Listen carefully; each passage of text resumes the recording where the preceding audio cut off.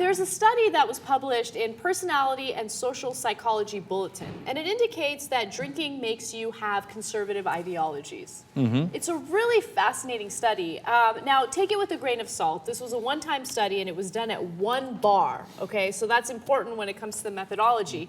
But what the scientists did is they asked 85 people to participate in a survey asking them political questions. Now, they had these respondents take breathalyzer tests to indicate what their blood alcohol level was. And according to this one study, the more you drink, the more likely you are to have conservative ideologies. Now, that's really funny. It is really funny. Yeah, I'm not sure I believe it, but it's really funny. Like, do they turn into like more like backwards, like, I don't like women. They don't have any rights. Well, what happens is they're asked questions like, production and trade should be free of government interference. What do you think?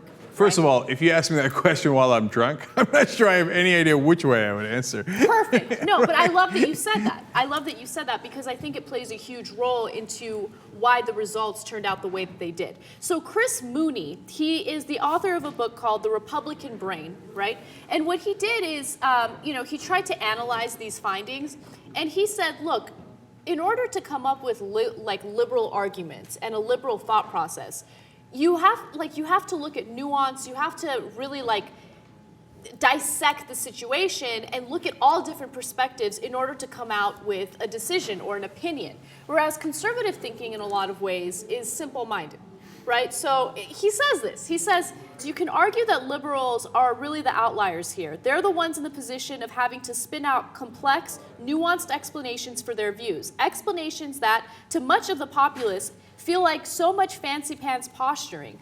And while this may work for academia and wonkland, it can also get in the way of political effectiveness and leadership. That's interesting. So the idea is, look, the correct policy position on Iran is perhaps heightened sanctions in order to create enough of an effect so that there's pressure and diplomacy works. But when you're drunk, yeah, let's go kill him. Totally. Let's attack, yeah, bomb Iran. Chris Mooney actually gives an even better example, right? So when it comes to climate change, the Republican response is, well, it's raining, it's really cold outside, so what? What happened to this global warming thing? The snowstorm, duh, right? Right. Because they look at what's immediately happening at that moment rather than looking at, this long-term trend with the climate, right? Which is something that liberals will take into account. Right. So facts are confusing is the bottom line here, and when you're drunk, you're like, the facts, long-term trend. Duh, snowstorm. Duh, global warming's wrong. Okay. Have we been a little unfair to conservatives in this segment? Not enough, in my opinion. Okay, hey, listen, we just report the studies. It's a scientific study. What can we do, okay? Yeah, we report, you decide. Exactly. Did anybody take that slogan before? Iadarola, go. Just a quick methodological question. I haven't read this study yet, but it makes it seem like they did a relatively informal, they went into the bar, they swept through, they asked people questions. But without any control on prior political beliefs, how do they know that the causality is not in the opposite direction? It's not that drinking is causing more conservative political beliefs, but perhaps people who are more conservative are just getting more drunk. Okay. Drunk. If I was drunk, my answer to that would be, you shut up, you lib. Hit facts. Methodological, do ya, loser. We bomb, that's what we do.